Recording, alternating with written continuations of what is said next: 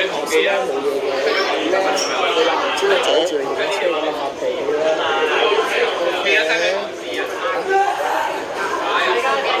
咁啊可能有一啲嘅觀眾咧，但係有啲乘客就有啲。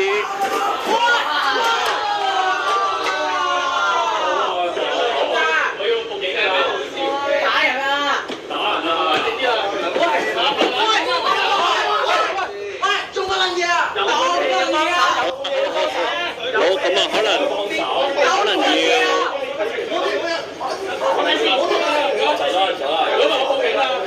咁啊，可能有啲。佢落車啊！打人喎！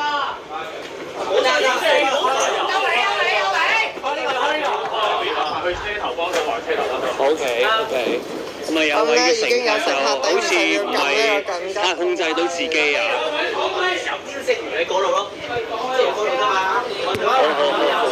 嗱咁啊，我唔係特登影佢，但係我就真係想即係睇下現場嘅情況。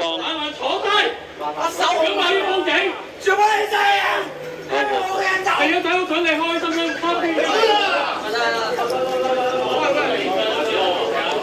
好嗱，咁啊，即係我哋唔係影佢啊，我而家係集中係即係影下車上嘅情況。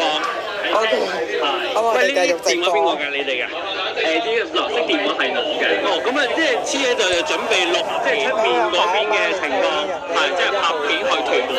哦，之後揸咗去尖東站落車行過去尖沙咀碼頭，即係整齊出嚟又開放巴士嘅，因為呢又係整體呢個係超興奮嘅精華片段，包括屯馬線鐵卡環列車、HK1開放巴士，包括日間班次去黃大仙，同埋夜晚班次去旺角長環線，即係我會坐復古嘅熱狗同埋800車嘅開放巴士啊。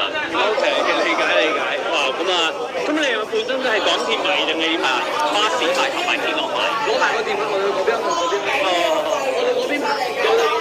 咁啊，有好多嘅職員就過到嚟啦。咁啊，應該係嗰位嘅。即係乘客就可能有少少即係情緒有少少波動啦。